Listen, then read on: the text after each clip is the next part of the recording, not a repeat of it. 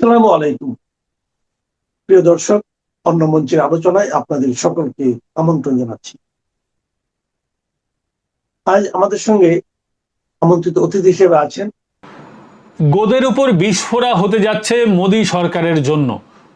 একদিকে ককরোচ জনতা পার্টির অভিযান, মিছিল, ঝামেলা, যন্তর মন্তরে তাদের ধর্ণা, সংসদের দিকে অভিযান হলো, সেখানে পুলিশের গাড়ির উপরে ভাঙচুর, মারধর, 100-র বেশি পুলিশ কর্মী আহত, প্রায় 1000-এর বেশি যারা আন্দোলনকারী তারা আহত হয়েছেন। সোরা ভাস্করের হাজব্যান্ডকে গ্রেফতার করা হচ্ছে, বহু মানুষকে গ্রেফতার করা হচ্ছে। শাবানা আজমি গিয়ে ভস্যে ঘি ঢালছেন, আন্দোলনের জন্য উৎসাহিত করছেন জনতাকে। পুরা যে আমাদের ভারতবর্ষের একটা মোদি বিরোধী যে সিস্টেমটা আছে তারা অ্যাক্টিভেট হয়ে গেছে হঠাৎ করে। এইগুলো যখন চলছে, তার মধ্যে আরেকটা যেটাকে বলছি গোদের উপর বিস্ফোরা, কৃষক আন্দোলন, সেটা কিন্তু দানা বাঁধতে শুরু করে দিয়েছে। কৃষক আন্দোলনের আড়ালে অনেকগুলি সমস্যা কিন্তু মোদী সরকারের জন্য অপেক্ষা করছে। কৃষক এবার কি নিয়ে পথে নামছেন? যখনই আমেরিকার সঙ্গে কিছু হয়, যখনই সরকার নতুন কিছু করতে যায়, সরকার ভালো কিছু করতে যায়, বিদেশের সঙ্গে চুক্তি করতে যায়, তখনই ময়দানে নামে কিছু দেশ বিরোধী শক্তি। আজকে স্পষ্টভাবে বলছি, আপনাদের 2020 সালের কৃষক আন্দোলন মনে আছে? সরকার নতুন কৃষি বিল নিয়ে এসেছিল, সরকার একটা নতুন দিগন্ত খোলার চেষ্টা করছিল, কিন্তু কৃষকদের নাম করে গুটি কয়েক রাজনীতির কারবারি তারা কিন্তু গোটা বিষয়টাকে ভেস্তে দিয়েছিলেন। শুধু না, দিল্লিতে হাঙ্গামা করেছিলেন, ব্যাপক হাঙ্গামা হয়েছিল, একটা কু করার চেষ্টা হয়েছিল, সরকার ফেলে দেওয়ার চেষ্টা হয়েছিল, দুবার বড় ধরনের আন্দোলন হয়েছে। আবার সেই কৃষক আন্দোলনের ভস্যে আবার ঘি ঢালা হচ্ছে। কৃষক আন্দোলনের কথা বললেই বারংবার নাম উঠে আসে পাঞ্জাবের। মোদিজি এই দুদিন আগে পাঞ্জাবে গিয়ে দারুণ বক্তব্য রেখেছেন। বঙ্গ জয়ের পর মোদির লক্ষ্য পাঞ্জাব জয়, কারণ আম আদমি পার্টির কেজরিওয়ালের ওখানে বিপজ্জনক অবস্থায় রয়েছে। কেজরিওয়ালের পার্টি এখন ভালো অবস্থায় নেই, ফলে পাঞ্জাবে বিজেপি ক্ষমতায় আসার চেষ্টা করছে এবং প্রধানমন্ত্রী নরেন্দ্র মোদী আগামী যে পাঞ্জাবের নির্বাচন, তার জন্য ইতিমধ্যেই বিগুল বাজিয়ে দিয়েছেন। পাঞ্জাব জয়ের লক্ষ্যে বিজেপি কিন্তু ঝাঁপাবে। জিতবে কি জিতবে না, কতগুলি আসন পাবে, সেগুলো তো সময় বলে দেবে। কিন্তু প্রধানমন্ত্রী নরেন্দ্র মোদী যেই পাঞ্জাবে গেলেন, সেই কিন্তু পাঞ্জাব থেকে আবার সেই পুরনো কৃষক আন্দোলনের যে নতুন প্যান্ডোরার বক্স, সেটা কিন্তু খুলে দেওয়া হলো। উদ্দেশ্যটা কি, কারা করছে, সবটাই বলবো। আগে বুঝতে হবে, পাঞ্জাব বারংবার পাঞ্জাবকে ব্যবহার করেছে বিদেশি শক্তিরা, বিশেষ করে পাকিস্তানের আইএসআই। খালিস্তানপন্থী মুভমেন্ট, খালিস্তান কোথায় হওয়া উচিত? খালিস্তান তো পাঞ্জাবে হওয়া উচিত। কেন? পাঞ্জাবের তো বেশিরভাগটা তো পাকিস্তান দখল করে রেখেছে, কিন্তু তা সত্ত্বেও পাঞ্জাব, এখানে পাঞ্জাবিরা শাসন করছেন, তাদের নিজস্ব শাসন ব্যবস্থা আছে, কেউ তাদের উপরে করছে না, জোর জুলুম করছে না। পাঞ্জাবে পাঞ্জাবিরা ভালো আছেন, কিন্তু যে আসল পাঞ্জাবটা হারিয়ে গেছে, যেমন আসল বাংলাটা বাংলাদেশ হয়ে গেছে, বিরাট বড় জায়গাটা, ঠিক সেরকম পাঞ্জাবের আসল গুরু নানক সিংয়ের জন্মভূমি থেকে শুরু করে সবটা, তাদের কর্তারপুর করিডোর, সবটা চলে গেছে পাকিস্তানে। তো যদি কোথাও হতে হয় খালিস্তান, তাহলে তো পাকিস্তানে হতে হবে, যেটা পাকিস্তান দখল করে রেখেছে যে জমিটা। অথচ কি করা হচ্ছে? ভারত বিরোধী গতিবিধি, এই যারা এখান থেকে চলে গেছেন, বিদেশে গিয়ে বসে আছেন, তাদেরকে দিয়ে কোনো খালিস্তানপন্থী মুভমেন্ট করা হচ্ছে। বলা হচ্ছে নাকি এখানে খালিস্তান করতে হবে। এবং আপনারা দেখুন, গত কিষাণ আন্দোলনের সময় সেই খালিস্তানপন্থী লোকেরাও কিন্তু ভিড়ের মধ্যে মিলেমিশে গিয়েছিলেন। মোদী যতদিন আছেন, খালিস্তানপন্থী আন্দোলন কিন্তু ভারতবর্ষে দানা বাঁধতে পারবে না। কংগ্রেসের ইন্দিরা গান্ধীর সময় অপারেশন ব্লু স্টার হয়েছিল, যা সব হয়েছিল সবটা আপনারা জানেন। আজকে যে কৃষকরা বলছেন যে তারা ক্ষতিগ্রস্ত হবে, তাদের মূল বিষয়বস্তু কি? তারা এখন বলছেন যে আমেরিকার সঙ্গে যে ভারতের একটা চুক্তি হয়েছে, free trade agreement, Bharat America বাণিজ্য চুক্তি, ইউএস ইন্ডিয়া ট্রেড ডিল, সেটা হওয়ার ফলে কি হয়েছে? সেটা হওয়ার ফলে কৃষকদের দাবি যে দুগ্ধজাত পণ্য, কৃষিজাত পণ্য নাকি ভারতে সস্তায় ঢুকে পড়বে, এটা ভারতের কৃষকদের ক্ষতি হবে। আমি একদম সহজ অঙ্কে আপনাদেরকে বোঝাচ্ছি বন্ধু। আমেরিকা যে জিনিসটা আমেরিকা থেকে ভারতে বিক্রি করবে, সেটা নয় জাহাজে আনতে হবে, জলের জাহাজে, সমুদ্র পথে, আর নয় সেটা আকাশ পথে আনতে হবে, কার্গো প্লেনের মাধ্যমে। তো তার যে ভাড়া ওই যে কোনো পণ্যের সঙ্গে যুক্ত হবে, কৃষিজাত বা দুগ্ধজাত পণ্যের সঙ্গে, সেটা যখন বিরাট অঙ্কের টাকা যুক্ত হয়ে যাবে, যেহেতু প্লেনে করে আসছে, পেট্রোল এমনিই দামি, গ্যাসোলিন আরও বেশি দামি, ডিজেল দামি তো আছেই, ফলে এইগুলোতে যখন তারা পরিবহন হয়ে এত দূরে 7 সমুদ্র 13 নদী পার হয়ে আসবে, কি করে তারা সস্তা দেবে? দেওয়া সম্ভব না। ভারতে যে আখরোট এখন বিক্রি হচ্ছে, আমেরিকার আমন্ড বিক্রি হচ্ছে, ক্র্যানবেরি বিক্রি হচ্ছে, বিভিন্ন ধরনের আমেরিকার পণ্য যে ভারতবর্ষে বিক্রি হচ্ছে, একটাও জিনিস কি সস্তায় আছে? একটা জিনিস আমি এখানে তৈরি করব, এখানেই বাজারে বিক্রি করবো, আর একটা জিনিস কয়েক হাজার কিলোমিটার দূর থেকে আসছে, সেটা কোনোদিন সস্তা হতে পারে? হওয়া সম্ভব নয় অর্থনীতির নিয়মে। তা সত্ত্বেও কৃষকরা এটা নিয়ে আন্দোলন করছেন। কারা কারা আন্দোলন করছেন? ভারতীয় কিষাণ ইউনিয়ন, চাঁদুনি, গুরনাম সিং চাঁদুনিকে অলরেডি অ্যারেস্ট করা হয়েছে, তো তার সংগঠন আন্দোলন করছে। ভারতীয় কিষাণ ইউনিয়ন, বিকেইউ, তারা আন্দোলন করছে। পাঞ্জাব এবং হরিয়ানার একাধিক কৃষক সংগঠন আন্দোলন করছে। দেশ বাঁচাও মোর্চা, তারা আন্দোলন করছে। তো তারা কি বলছে? তারা বলছে যে মূল বক্তব্য কি আমি তো আপনাদেরকে বললাম। এছাড়াও তারা বলছেন, তাদের মূলত অভিযোগ সরকারের প্রতি, যে ভারত আমেরিকা বাণিজ্য চুক্তির ফলে সস্তা বিদেশি কৃষিপণ্য ভারতে প্রবেশ করবে, একেবারে যেটা সম্ভব নয়।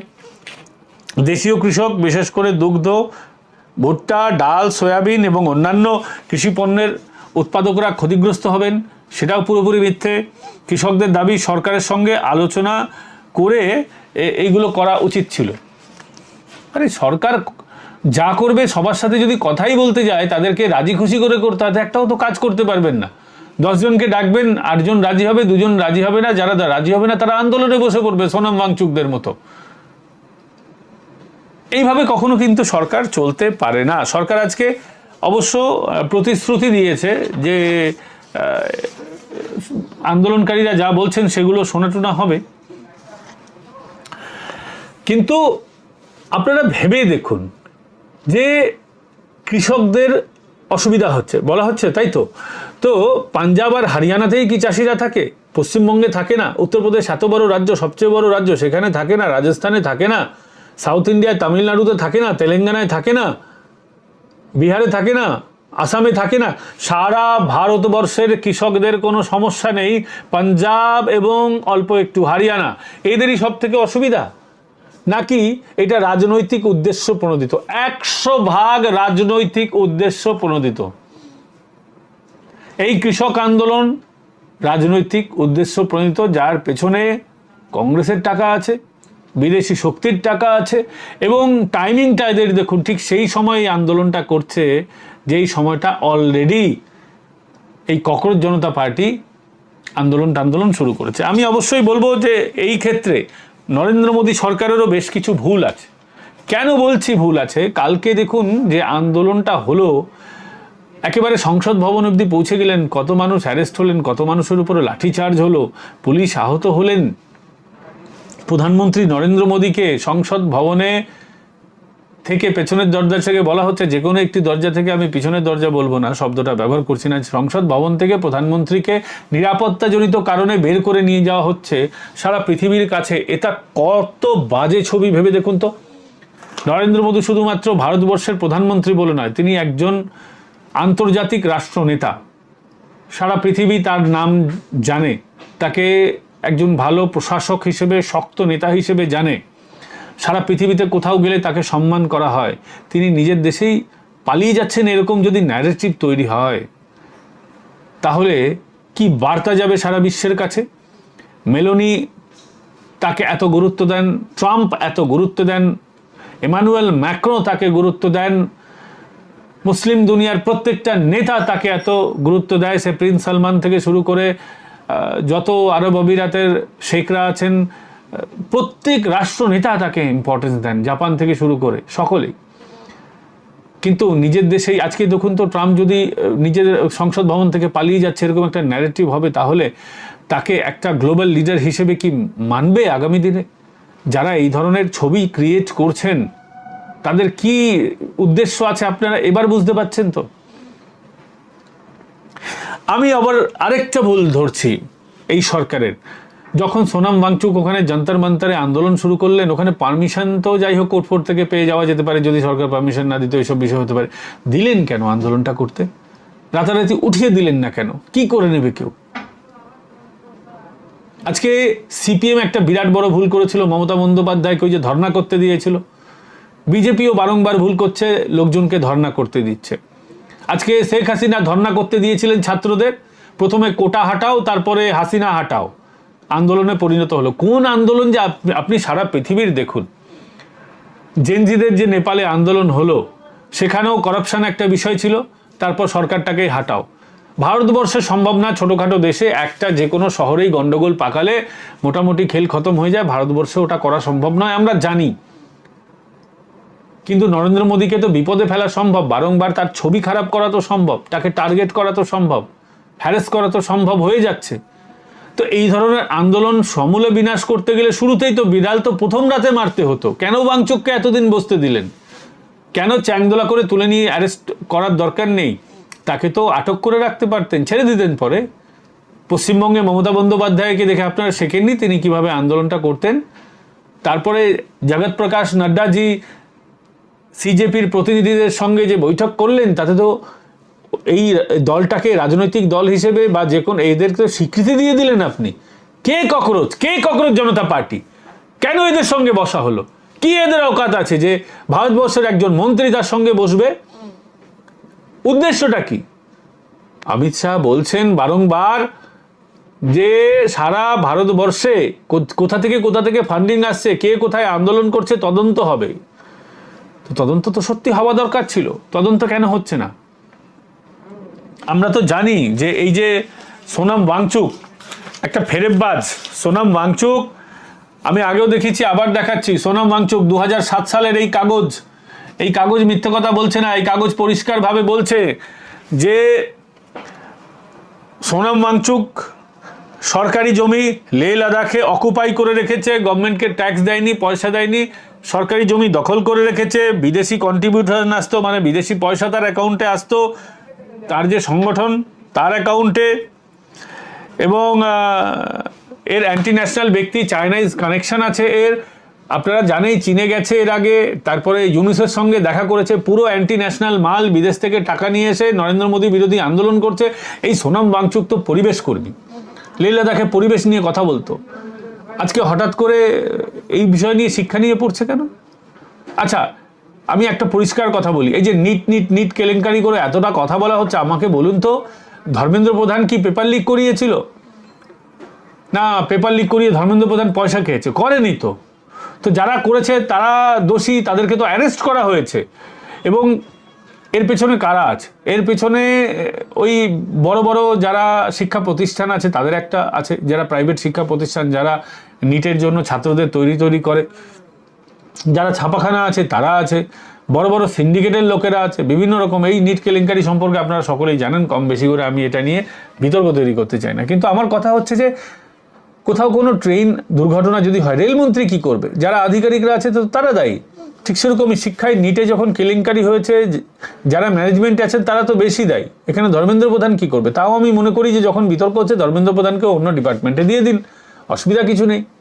সরকারও কেন একগুয়েমি করছে আমি জানি না, কিন্তু তার থেকে অনেক বেশি এই ধান্দাবাজি করছে দেশ বিরোধী শক্তিগুলো। আপনারা ওখানে দেখেন ডাফলি গ্যাং কিন্তু পৌঁছে গেছে, মানে এসএফআই এর সদস্যরা। হাম চীনকে মাঙ্গে আজাদি, এই সে আজাদি, ওই সে আজাদি, কিসের আজাদি আমি বুঝি না। তারা ওই আজাদি করতে করতে ওখানে পৌঁছে গেছে। যত রকমের ট্রান্সজেন্ডার এলিমেন্ট আছে ওখানে পৌঁছে গেছে, তারা ওখানে ফ্যাশন প্যারেড শো করেছে। আজকে বলা হচ্ছে যে ছাত্রছাত্রীদের আন্দোলন, কোন সা ছাত্রছাত্রী? 40 বছর, 50 বছর, 60 বছর, বুড়ো সব। অ্যাকচুয়ালি ছাত্রছাত্রী কজন আছে যারা ওখানে যাচ্ছে? তাদের উদ্দেশ্যটা কি? এসএফআই এর উদ্দেশ্যটা কি? বামপন্থীদের উদ্দেশ্যটা কি? শাবানা আজমি যাচ্ছেন, উদ্দেশ্যটা কি? শাবানা আজমি সব সময় এই শাবানা আজমি গ্যাং, ফারহান আক্তার, শাবানা আজমি, আমির খান, এরা তো ওইসব বিষয়েই কথা বলেন যেখানে মোদি বিপদে পড়তে পারেন। আমির খানের মনে হয় এই দেশে তিনি সুরক্ষিত নন, অথচ এই দেশে 3-3টে বিয়ে করে নিলেন, এই দেশে এতদিন থাকছেন, সিনেমা থেকে পয়সা কামাচ্ছেন, অথচ তারা অসুরক্ষিত বোধ করে। আজকে আমি দেখলাম ওই শত্রুঘ্ন সিনহার মেয়ে, সেও এটা নিয়ে কথা বলছে। সে বলছে যে না, ঠিক হচ্ছে না, অমুক না তমুক না। এরা যখন ওই হিন্দুরা, কাশ্মীরে হিন্দুরা মারা গেছিল, তখন দেখেছেন এদের কথা বলতে? দেখবেন না। এরা পুরোটাই হচ্ছে একটা দেশ বিরোধী এলিমেন্ট। এরা জানে কখন কি বলতে হয়, কেন বলবো না। অবশ্য ওর বর তো মুসলিম, আমি তো দেখেছি। আমাদের শত্রুঘ্ন সিনহার জামাই, উনি তো মুসলিম, স্বাভাবিকভাবেই ওনার তো এইগুলো নিয়ে একটু দরদ তরদ হবেই। আর সোরা ভাস্করের হাজব্যান্ড ফাহাদ আহমদকেও তো অ্যারেস্ট করা হয়েছে। ফলে এই সমস্ত বিষয় আশয়গুলো আছে বন্ধুরা, আমাদের বুঝতে হবে যে এই সোনাম ওয়াংচুকের উদ্দেশ্য কি। সোনাম ওয়াংচুকের উদ্দেশ্য পরিষ্কারভাবে আপনাদেরকে বলে দিচ্ছি। উনি 6 শিডিউল চাইছে, ইউনিয়ন টেরিটরি আছে, উনি নেতা হতে পারবে না। ওখানে 6 শিডিউল লাগু হলে উনি, অর্থাৎ সোনাম ওয়াংচুক, লে লাদাখের নেতা হতে চাইছে। একজন পরিবেশ কর্মীর নাম করে, পরিবেশের কথা বলে তিনি সরকারি জমি অকুপাই করে রাখেন দীর্ঘদিন, সরকারকে ট্যাক্স দেন না, হজম করে আছেন। তার যে এই যে সেকমল বলে, SECMOL, সেকমল বলে যে তার সংস্থা, বিদেশ থেকে যেখানে টাকা ঢোকে, কোটি কোটি টাকা ঢোকে, এটা পুরোটাই একটা সন্দেহজনক। আজকে সোনাম ওয়াংচুকের ওই নামে 3 ইডিয়ট দেখেছেন, ফোনসক ওয়াংড়ু, পুরোটাই একটা ক্রিয়েটিভ ন্যারেটিভ ছিল। সোনাম ওয়াংচুককে এইভাবে প্রমোট করা হবে। সারা পৃথিবীতে এই ধরনের মানুষকে বিদেশি শক্তিরা প্রমোট করে, সিনেমার মাধ্যমে, বলিউডের মাধ্যমে, পরিবেশ কর্মীর নাম করে। কি পরিবেশের কি তিনি উপকারটা করে দিয়েছেন লে লাদাখে? হ্যাঁ, এটা ঠিক, পাহাড়ি জায়গায় সমস্যা আছে, সমস্ত জায়গায় সমস্যা আছে। সারা পৃথিবীতে পাহাড়ি জায়গায় বসবাসের ক্ষেত্রে বিভিন্ন রকমের সমস্যা থাকে, কিন্তু সেইটা নিয়ে রাজনীতি, সেটা কি ঠিক? এই প্রশ্ন কি আমরা তুলব না? অভিজিৎ দীপকে আপনি দেখুন না, অভিজিৎ দীপকে আমেরিকায় থাকতো, বিদেশে থাকতো, সেখান থেকে আসার পরে হঠাৎ করে কংগ্রেস জনতা পার্টি করলো, বিরাট বড় তার একটা অনলাইন ডিজিটাল একটা ফুটপ্রিন্ট তৈরি করা হলো। সন্দেহজনক থেকে না? হঠাৎ করে বিদেশ থেকে এসেই এখানে একটা পলিটিক্যাল আন্দোলন শুরু করে দিচ্ছে। এর পিছনে কাদের মদদ আছে, এটা আপনারা কি এখনো বুঝতে পারছেন না? বুঝতে শিখুন, দেশকে ভালোবাসতে শিখুন, উদ্দেশ্যগুলো বুঝতে শিখুন। যেভাবে অভিজিৎ দীপকের গ্যাং, ককরোচ জনতা পার্টি, আমরা দেখলাম পাথর, গাড়িকে গাড়ি পাথর নিয়ে এসেছিল, এটা তদন্ত হওয়া উচিত নয়? মনে আছে যখন মমতা বন্দ্যোপাধ্যায় সরকার ছিল, আজ থেকে বহু বছর আগে, 5-6 বছর 7 বছর আগে, সিপিএমের কলকাতায় একটা র্যালি হয়েছিল। সেখানে SFI এর সদস্যরা, DYFI এর সদস্যরা পকেটে করে পাথর এনেছিল। মোহাম্মদ সেলিমের নেতৃত্বে সেলিম উস্কানিমূলক মন্তব্য রেখেছিলেন, পাথর ছোড়া হয়েছিল। তো এই বিষয়গুলোকে বুঝতে শিখুন। এগুলো প্ল্যান করা হয়, এগুলো সরকারের বিরুদ্ধে আন্দোলন, এগুলোকে প্ল্যান করা হয়, এগুলো স্বতঃস্ফূর্ত আন্দোলন নয়। এই পাথর বাজরা দিল্লির মাটিতে কোত্থেকে এলো? আজকে এই প্রশ্ন আমরা আমাদের কাছে রাখবো না?